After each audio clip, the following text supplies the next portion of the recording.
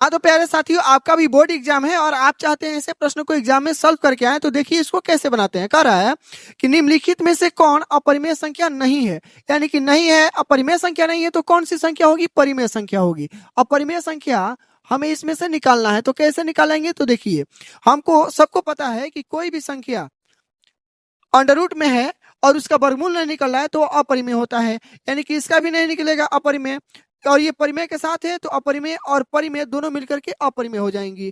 फिर यहाँ पर इसका भी वर्गमूल नहीं निकलता है और ये परिमेय है तो क्या हुआ, लेकिन इन दोनों एक साथ आएंगे तो ये भी अपरिमेय हो जाएंगे, यानी कि ये भी नहीं होगा और ये भी नहीं होगा।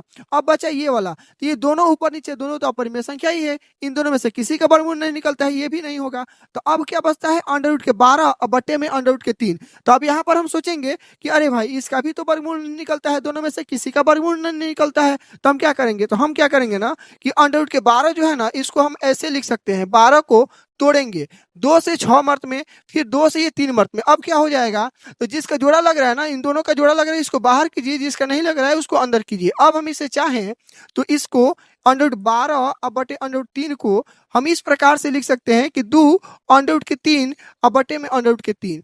इससे हम इसको कटा देंगे तो बचेगा कौन? 2, और 2 बटे हम 1 लिख सकते हैं, और यहाँ पर p बाई क्यू हो गया, जहाँ पर q बराबर नहीं है 0 के, यानी कि q का वैल्यू भी 0 से अधिक है, और दूसरा चीज कि ये दोनों पूर्णांक भी है, यानी कि p बाई क्यू में जो 2/1 आया है ये दोनों पूर्णांक है, और यही आपका सही आंसर हो जाएगा। ऐसा ही एक प्रश्न आप हमें बना करके कमेंट में दीजिए।